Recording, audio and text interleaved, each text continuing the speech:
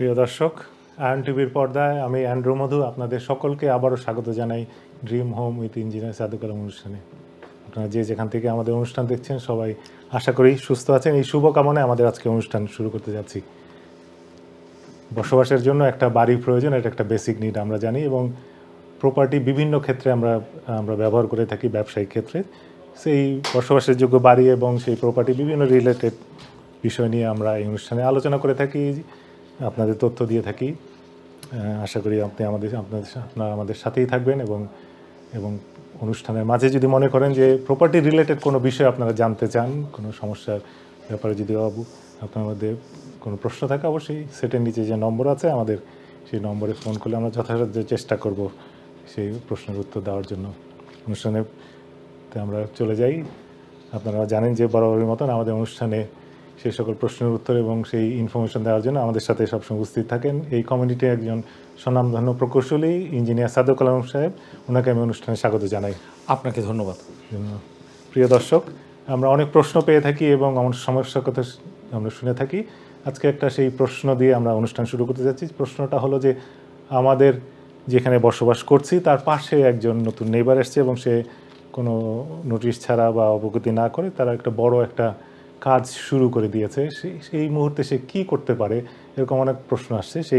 সেই প্রশ্নের প্রেক্ষিতেই আমরা চলে যাই ইঞ্জিনিয়ার সাহেবের কাছে যে এই ক্ষেত্রে ধরেন একজন বসবাস করছে অনেকদিন ধরে, সেই বাড়িটা বিক্রি হয়েছে এবং সেই বাড়িতে যে কিনেছে সে কাজ করেছে, কিন্তু যেই বিষয়টা হয়েছে যে সেই নেইবারকে সে কোনো দিন দেখেনি। হঠাৎ দেখলো সকালবেলা এসে একজন বিল্ডার কাজ করা শুরু করে এবং অনেক শব্দ হচ্ছে এবং কী কাজ করছে সে বিল্ডারও জানে না এবং বলতে পারছে না, এবং সে শঙ্কিত যে সে কাজটা কি সে বন্ধ করবে না অবহিত করবে। কারণ সে যেটা চিন্তা করছে, কারণ সে শান্তিতে বসবাস করতে চায় এবং নেইবার কতদিন থাকবে, যায় অনেক দীর্ঘদিন থাকবে, তার সাথে তার সুসম্পর্ক বজায় রাখতে চায়। এই ক্ষেত্রে করণীয় এটাকে আপনি যদি একটু বলেন প্লিজ। দেখুন, এইখানে একটা ক্লিয়ারলি যে জিনিসটা আছে যে কাউন্সিল হচ্ছে আমাদের একটা অভিভাবক। আমরা যেরকম আমাদের যেরকম রাইট আছে যে ভাই নতুন বাড়ি কিনে এসেছেন, সে যেরকম ডেভেলপমেন্ট করছেন হয়তো তার প্রয়োজন আপনার মেটানোর জন্য, তারও একটা রাইট আছে, কিন্তু তার যে নেইবার আছে তারও কিন্তু একটা রাইট আছে। এখন কথা হচ্ছে যে এটা হচ্ছে নর্মাল প্র্যাকটিস বা ভদ্রতা, যে আপনি যদি আপনার প্রজেক্টে বা আপনার বাড়িতে কোনো ডেভেলপমেন্ট করেন, আপনি আপনার নেইবারকে নোটিফাই করবেন।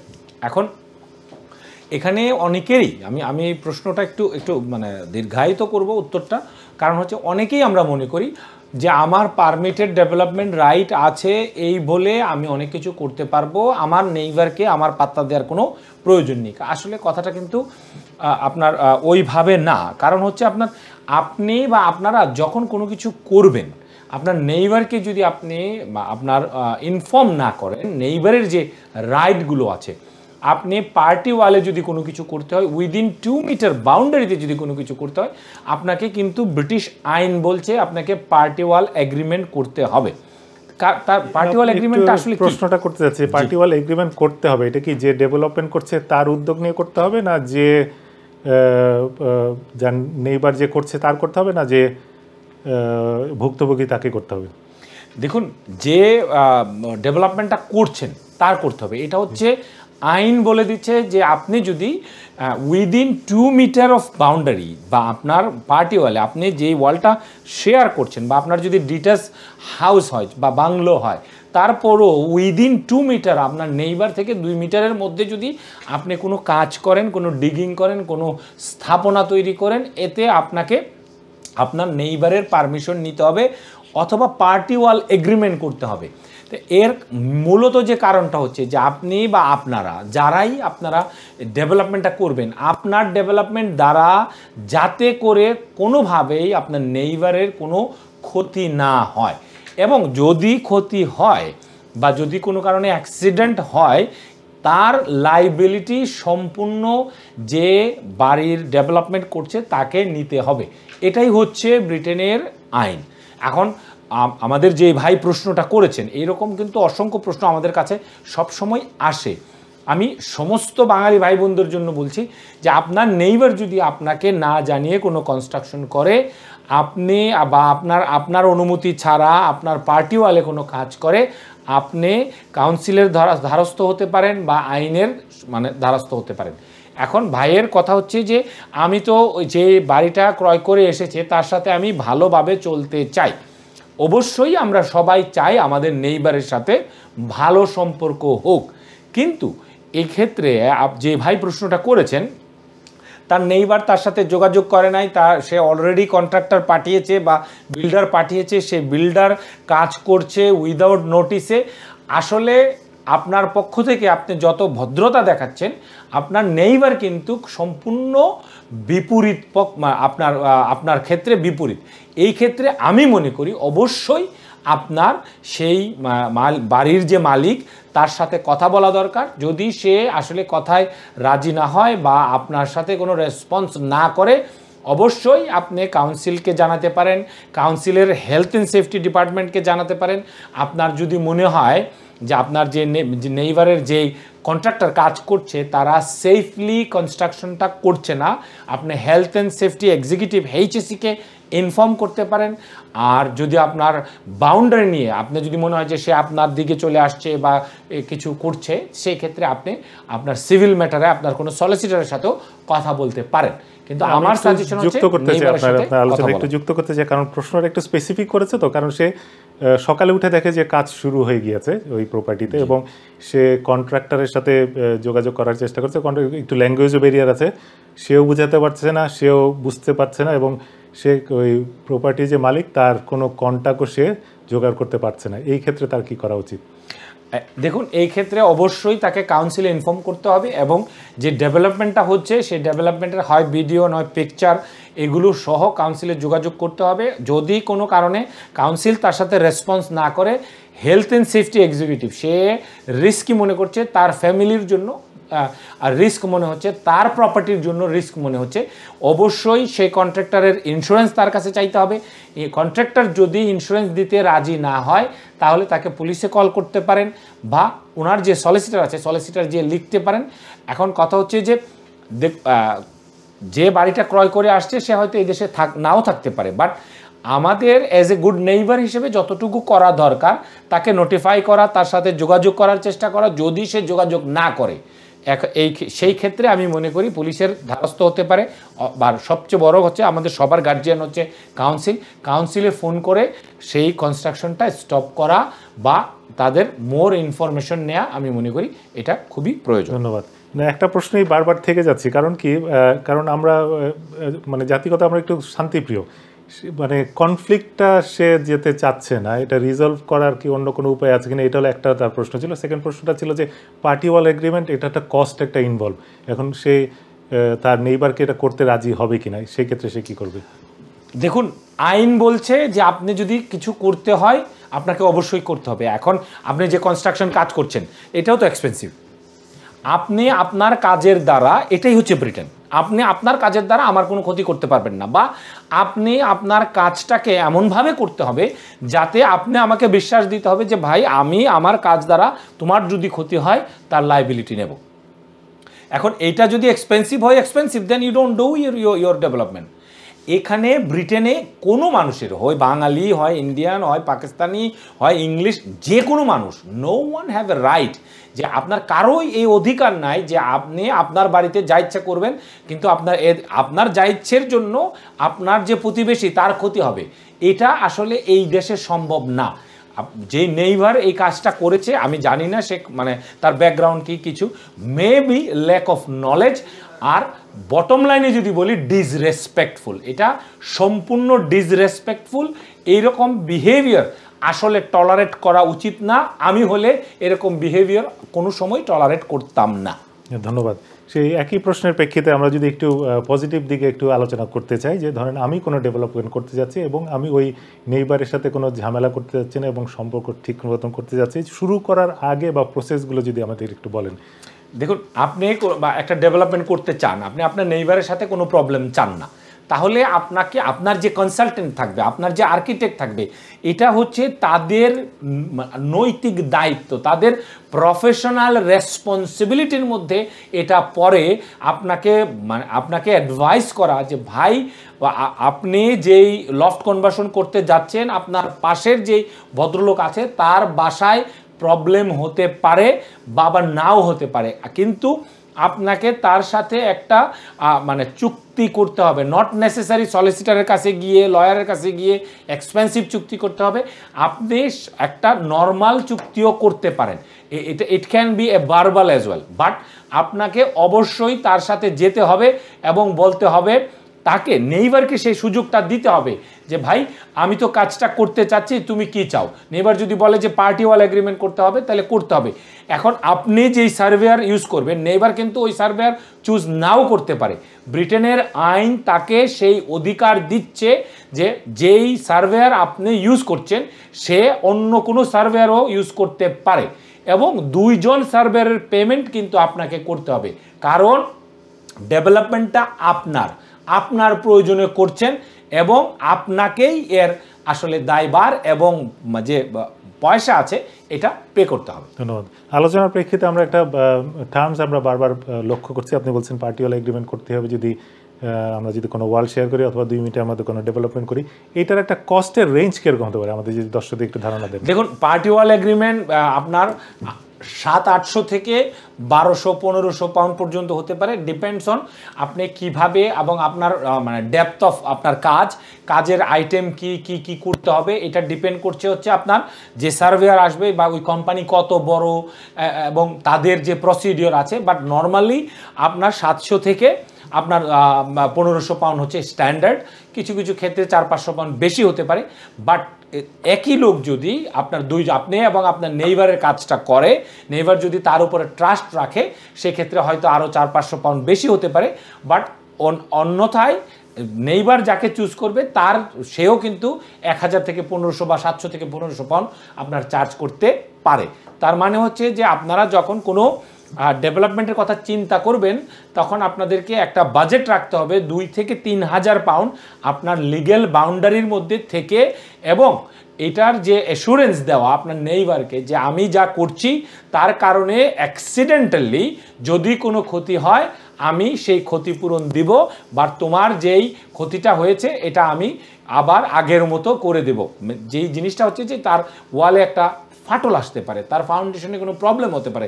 তো এখন কথা হচ্ছে যে আপনি আপনার অ্যাটিক কনভার্সন করবেন বা লফট কনভার্সন করবেন, এতে করে আপনার নেইবারের তো কোনো মানে আপনার ক্ষতি নেই, কিন্তু এখন ওইটা করতে গিয়ে আপনি যদি নেইবারের ক্ষতি করেন, এটাই হচ্ছে পার্টি ওয়াল এগ্রিমেন্টটাই হচ্ছে অ্যাসুরেন্স দিচ্ছে আপনার নেইবারকে যে ভাই তাকে এই কাজটা করতে দাও, যদি কোনো কারণে তার কাজের দ্বারা তার কন্ট্রাক্টর দ্বারা তোমার কোনো ক্ষতি হয়, সেই ক্ষতির লাইবিলিটিটা সম্পূর্ণ প্রজেক্টের যে ওনার, যে বাড়ির যে মালিক, সে নিচ্ছেন। ধন্যবাদ। আমি আরেকটু দীর্ঘায়িত করতে চাই একটা প্রশ্ন, কারণ একটু ক্লিয়ার করতে চাই, কারণ বিভিন্ন প্রশ্ন আছে যে পার্টি ওয়াল এগ্রিমেন্ট না করে আপনি বলছেন যে ভার্বাল এগ্রিমেন্ট করাও যায়, ঠিক আছে, ভার্বাল এগ্রিমেন্ট করে পার্টি ওয়াল এগ্রিমেন্ট কি কোনো রাইটস দিচ্ছে যে সে অবশ্যই সেই ড্যামেজগুলো পূরণ করবে যদি তার ডেভেলপমেন্টের কারণে? জি, এটাকে একটা লিগাল, এটা জাস্ট একটা লিগাল রাইটস দিচ্ছে পরবর্তীতে সেকেন্ড স্টেপে নেওয়ার জন্য। ওটা যদি না থাকে তাহলে কি ওর তার ডেভেলপমেন্টের কারণে যদি নেইবারের কোনো ক্ষতি হয় সে কি ক্লেম করতে পারবে কি পারবে না? অবশ্যই পারবে, কারণ হচ্ছে দেখুন এখানে মানে এই যে আপনার পার্টি ওয়াল এগ্রিমেন্ট থাক কিংবা না থাক, এখানে যদি কোনো কারণে আপনার নেইবার আপনার দ্বারা ক্ষতি হয়, সেক্ষেত্রে অবশ্যই ক্ষতিপূরণ দিতে হবে। এই জন্যই আমাদের বাঙালি ভাই বোন আপনারা যারাই বাড়িতে কাজ করাবেন, অবশ্যই দেখে নেবেন আপনার যে কন্ট্রাক্টর, সে কন্ট্রাক্টরের ইন্স্যুরেন্সের লেভেলটা কত। এখন কথা হচ্ছে যে আমরা কিন্তু অনেকেরই এই প্রশ্নটাও আমাদেরকে অসংখ্য গত 4-5 বছর ধরে আপনারা অসংখ্য ভাই বোন এই প্রশ্নটা করেছেন। আমরা যখন বিল্ডারকে কাজ দেই তখন আমরা একটা কাভারেজ দেখি। এখন যদি এটা 100,000 হয় আর যদি ড্যামেজটা 1 মিলিয়নের হয় বা 400-500 হাজারের হয়, তখন কি করবেন? কথা হচ্ছে যে, এবং আপনাদেরকে দেখতে হবে যে কন্ট্রাক্টরের যে ইন্স্যুরেন্সটা আছে এটা কি শুধু তার জন্য না পাবলিকের জন্য। আপনারা যখনই কাজ দেবেন পাবলিকের আপনার যে কাভার করবে, এই যে কাভারটা, এটা কিন্তু দেখতে হবে ইন্স্যুরেন্সের যে আপনার শিডিউল সামারি আছে, এই শিডিউল সামারিতে অবশ্যই আপনারা এই জিনিসটা ক্লিয়ারলি দেখতে হবে যে কন্ট্রাক্টরের যে ইন্স্যুরেন্স আছে সেই ইন্স্যুরেন্স আপনাকে এবং তাদের দ্বারা যদি আপনার নেইবারের বা যদি কোনো ক্ষতি হয় এই সম্পূর্ণ জিনিসটা কাভার করছে কিনা। এবং সব সময় আপনারা যে চুক্তিটা করবেন এই চুক্তির সাথে ইন্স্যুরেন্সের যে নাম্বারটা আছে বা যে আপনার রেফারেন্স নাম্বারটা আছে কন্ট্রাক্টরের ইন্স্যুরেন্সের। একটু সময় নেব আপনার কাছে, সরি আপনাকে সিক করে, আমাদের মধ্যে একটা কলার আছে, আমি একটু কলটা নিয়ে নিই প্লিজ। প্রিয় দর্শক, আপনি আমাদের সাথে স্টুডিওতে যুক্ত আছেন। আসসালামু আলাইকুম। ওয়ালাইকুম আসসালাম। ভালো আছেন ভাই? জি আলহামদুলিল্লাহ। জি আলহামদুলিল্লাহ। আমি 1996 বাড়ি কিনছিলাম। জি তো 2005 আমি আবার রিমর্গেজ করছি, জি এখন আবার রিমর্গেজ করতে চাইতেছি। জি তো 2005 যখন রিমর্গেজ করি তখন সার্ভেয়ার চাইলো স্ট্রাকচারাল ইঞ্জিনিয়ার রিপোর্ট, জি আমি দিছি, অ্যাকসেপ্ট করছে, আমার মর্গেজ হয়েছে, রিমর্গেজ হয়েছে। জি এখন আমি আরবার চাইছি রিমর্গেজ করতাম, এখনো আরবার surveyor structural engineer report sir, জি সেম প্রবলেম। জি এখন আমার পুরানটা দিলেও করি না, আরবার তেমনই করি যায়। ওকে। আপনার যেই পুরনো যে রিপোর্টটা আছে অবশ্যই সেই রিপোর্টটাই আপনি সাবমিট করবেন, কারণ আপনার যদি কোনো ফার্দার ডেভেলপমেন্ট না করে থাকেন, আমি কিছু করি নাই আর। জি, তখন আপনাকে পুরনো রিপোর্টটার সাথে আপনাকে স্পষ্ট ভাষায় লিখে দিতে হবে যে আমি এত তারিখে, এত সালের এত তারিখে আমি এই স্ট্রাকচারাল রিপোর্টটা নিয়েছি, তারপর আমার এই বাসায় আমি কসমেটিক্স কোনো কাজ বা পেইন্টিং বা এই জাতীয় কাজ ছাড়া আমি অন্য কোনো কাজ করি নাই। এরপরে আমার মনে হয় না যে তারা আবার আপ টু ডেট আপনার কাছে চাইবে, যদি আপনি কোনো ফার্দার ডেভেলপমেন্ট না করে থাকেন। না, আমি কিছু করে যেমনি আছে এমনি। জি, তাহলে আপনি ভাই এইটাই সেম জিনিসটাই দিতে পারবেন, এবং আপনার তাদেরকে বোঝাতে হবে যে কেন এটা এই এত বছরের পুরনোটা আপনি দিচ্ছেন। তার কারণ হচ্ছে তারপরে ফার্দার কিছু দেওয়ার মতো আপনি এমন কিছু করেন নাই। ধন্যবাদ, আশা করি আপনার উত্তরটা পেয়েছেন। যে যে যে আবারও যখন প্রশ্ন করে প্রশ্ন চলে আসে যে যে যে এই মানে স্ট্রাকচারাল যে ক্যালকুলেশনটা চেয়েছে, এটা চাওয়ার কারণটা কি? দেখুন, এখানে আপনি ব্যাংক কি করবে, bank they want to lend a safe money. কারণ হচ্ছে ব্যাংক তো ফিজিক্যালি আপনার ব্যাংক অবশ্যই ভ্যালুয়েশন করে, বাট ফিজিক্যালি এসে 90% টাইমে ব্যাংকের সম্ভব হয় না। একটা বেসিক ভ্যালুয়েশন নর্মাল প্র্যাকটিস তো না, যে it's not a normal practice, but now it is becoming A normal practice. তার কারণটা হচ্ছে যে দেখুন, আমরা কিন্তু মানে এর মূল যে কারণটা হচ্ছে ইন্স্যুরেন্স ক্লেম। কারণ হচ্ছে আমরা যারা মানে আপনার বাড়িতে অপরিকল্পিতভাবে ডেভেলপমেন্ট করি, আমাদের কাছে মাঝে মাঝে অবাক লাগে। আমি আজকেই একজনের সাথে কথা বলছিলাম যে আমাকে মানে আমি একটা প্র্যাকটিক্যাল একটা এক্সপিরিয়েন্স শেয়ার করছি। আমি একটা প্রজেক্টে গেলাম, আমাকে এক ভদ্রলোক এবং ওনার সহধর্মিনী আমাকে বলছে যে ইঞ্জিনিয়ার সাহেব, আমরা এই দেয়ালটা সরিয়ে নিতে চাই, এটা এইভাবে করতে চাই। তো obviously they are customers, I have nothing to say. আমি বললাম যে তাহলে তো আপনাকে দুইটা জিনিস করতে হবে, আমরা আপনাকে একটা ড্রয়িং করে দিতে হবে এবং আপনাকে একটা ইঞ্জিনিয়ারিং ক্যালকুলেশন দিতে হবে। আপনার 3 বেডরুমের বাসা, আপনি 2টা ওয়াল সরাই ফেলবেন, তাহলে এটা আসলে স্ট্রাকচারালি সেফ কিনা। তো কেন এই কথাটা বললাম, কারণ হচ্ছে আমাদের নর্মাল যেই আমাদের চিন্তা চেতনা যে আমি চাইলেই এই ওয়ালটা, কারণ আমার নেইবারে তো আমি দেখেছি সরাই ফেলেছে, আমার খালাতো ভাই, মামাতো ভাই, চাচা, বাবা, তাদেরকে তো দেখেছি যে এটা করেছে, বাট তারা কি প্রসেসে করেছে আমরা কিন্তু জানি না। তো এখন কথা হচ্ছে যে স্ট্রাকচারালি সেফ করেই কিন্তু আপনাকে কাজটা করতে হবে। Insurance company now know that. কারণ হচ্ছে আমাদের একটা টেন্ডেন্সি আছে, আমাদের একটা, যারা এই কাজটা করেন কষ্ট পাবেন না, আমি ক্ষমা প্রার্থী, বাট আমাদের একটা বিরাট একটা টেন্ডেন্সি যে আমি কেন স্ট্রাকচারাল ইঞ্জিনিয়ারের কাছে যাবো, it's gonna cost me 500-600 pound. আমার বিল্ডার তো একটা মানে হেভি স্টিল এনে এটাকে করে দিয়েছে, আমার কোনো প্রবলেম হয়নি।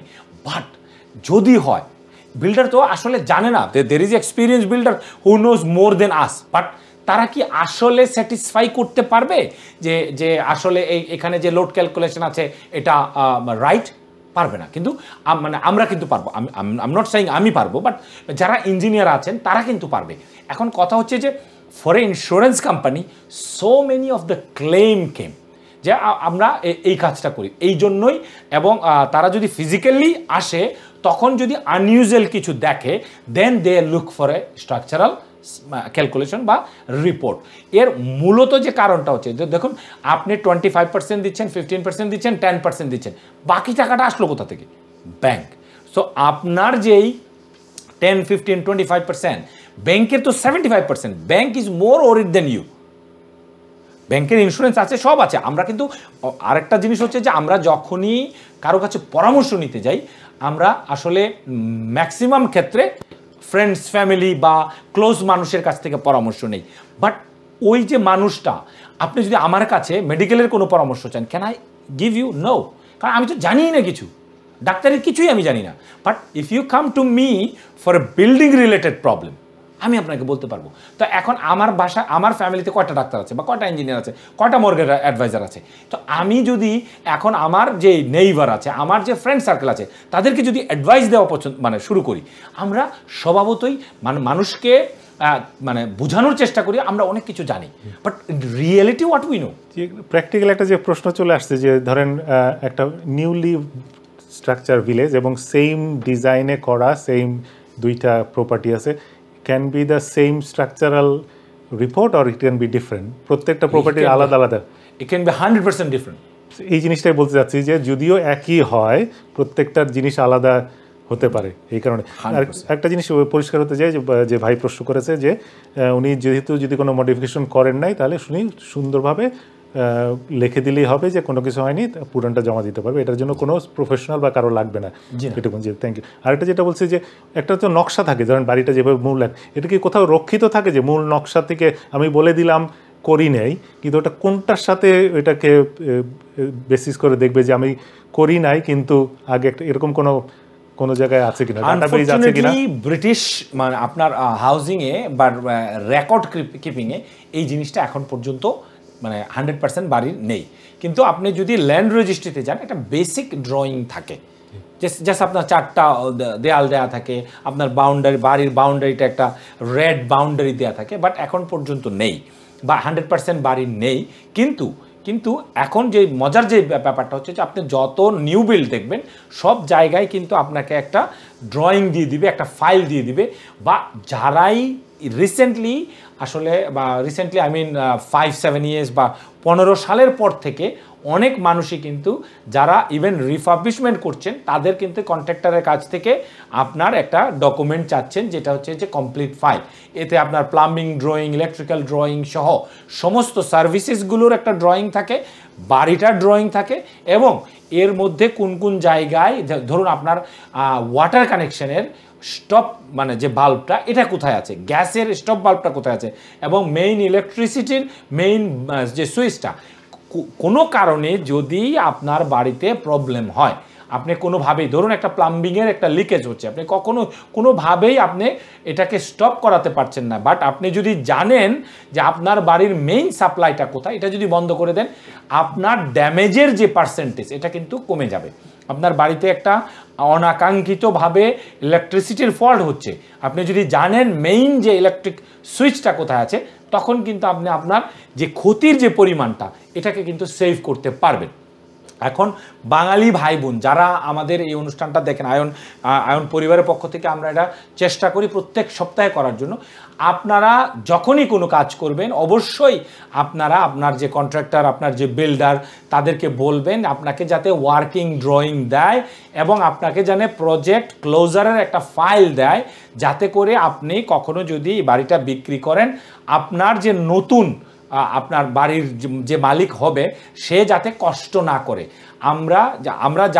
আমরা যেইভাবে বাড়িটা ইউজ করেছি, ব্যবহার করেছি, অন্য একজন এসে যাতে তার চেয়ে আরও বেটার ইনফরমেশন পায়, সেই জিনিসটা কিন্তু আমাদের করা উচিত।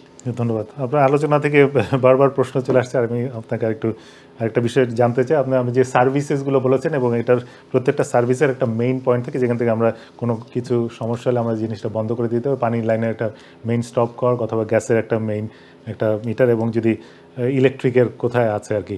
অনেক সময় দেখা যায় যে বাড়িগুলো অনেক পুরনো বানানো, এবং কেনার পরে অনেকে এই জিনিসগুলো হয়তো দেখে না বা বুঝে নেয় না, এখন খুঁজেও পাওয়া যায় না। এটা কি বাড়িতে ওঠার পর এগুলো কি করে নেওয়া উচিত কিনা? জি, অবশ্যই। এবং আরেকটা জিনিস হচ্ছে যে এই বিল্ডিং সার্ভিসেসের যে পার্টগুলো, আসলে এই মেজর যে 3টা বা 4টা, নাওডেজ ইন্টারনেট ছাড়াও আমরা চলতে পারবো না। তো এখন কথা হচ্ছে যে এই যে 4টা ব্যাপার আছে, গ্যাস, ইলেকট্রিক, ওয়াটার, আর হচ্ছে আপনার নেটওয়ার্ক, এগুলোর অবশ্যই পূর্বের মালিকের কাছ থেকে আপনারা বুঝে নেবেন। আর যদি সে না জানে, অবশ্যই এটার জন্য সার্ভে করাবেন। সার্ভে করিয়ে তারপরেই কিন্তু ওই বাড়িটা আপনারা ক্রয় করবেন। কারণ অ্যাক্সিডেন্ট আপনি যেই দিন মুভ করেন ওই দিনও হতে পারে, আবার আপনি যদি ওই বাড়িতে 50 বছর থাকেন ওই 50 বছরেও না হতে পারে। Possibility is always 50-50। তা এখন কথা হচ্ছে যে আমাদের বাঙালি ভাই বোন যারা আপনারা নতুন বাড়ি ক্রয় করবেন, অবশ্যই বিল্ডিং সার্ভিসেসের ইনফরমেশনগুলো আপনারা নেবেন এবং আপনারা যাতে করে দুর্ঘটনা এড়াতে পারেন এবং যাতে যদি কোনো কারণে দুর্ঘটনা হয় তার যে ক্ষয়ক্ষতির পরিমাণ এটা যাতে মিনিমাম লেভেলে রাখতে পারেন, তার জন্য বাড়িতে যত অ্যাডাল্ট থাকবে যারা আপনার নিজেভাবে বা আপনার এই জিনিসগুলো আপনার মেনটেন করতে পারবে, তাদের প্রত্যেকেরই উচিত জানা যে গ্যাসের মেইন সুইচটা কোথায় আছে, ইলেকট্রিসিটির মেইন বাল্বটা বা মেইন সুইচটা কোথায় এবং ওয়াটারের মেইন স্টপ যে ভাল্ব এটা কোথায় আছে। এইগুলো আসলে আপনার যারাই অ্যাডাল্ট থাকে বাড়িতে, যারাই প্রাপ্তবয়স্ক থাকে তাদের প্রত্যেকেরই জানা উচিত। কারণ কখন কোন সময় কিভাবে বাড়িতে আপনার প্রবলেম হবে আপনি বা আমরা কেউই জানি না। আমরা আশা করি যাতে কখনোই কারো বাড়িতে কোনো প্রবলেম না হয়, বাট এটা লাইফের একটা অংশ। ওয়াটার লিকেজ হতেই পারে, গ্যাসের প্রবলেম হতেই পারে, ইলেকট্রিসিটি ব্ল্যাকআউট হতেই পারে। তাই আমি মনে করি বাড়িতে যারা প্রাপ্তবয়স্ক আছেন তাদের প্রত্যেকেরই নিজের বাড়িটার সম্বন্ধে জানা উচিত এবং কোথায় প্রয়োজনীয় জিনিসগুলো রয়েছে। জি ধন্যবাদ। প্রিয় দর্শক, আমরা আলোচনা করছিলাম যে এই সার্ভিসেসগুলো নিয়ে আপনাদের কি কি চিন্তা করা উচিত এবং কি বিষয়গুলো অবশ্যই জানা থাকা উচিত আলোচনা করছিলাম। অনুষ্ঠানের এই সময় আমরা ছোট্ট একটি বিরতিতে যাব, বিরতির পরে আমরা আবার আলোচনায় ফিরে আসবো। ততক্ষণ আপনারা আমাদের সাথেই থাকবেন।